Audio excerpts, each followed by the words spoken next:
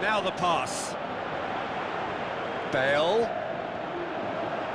On a strong run down the right. Lovely bit of skill. Gets up to head it! They've scored! What a great header, got plenty on that. Well, as contact goes, that was tremendous, and it helped him to direct it exactly where he wanted into that net. I think when it comes to the aerial department, this fella is definitely no slouch.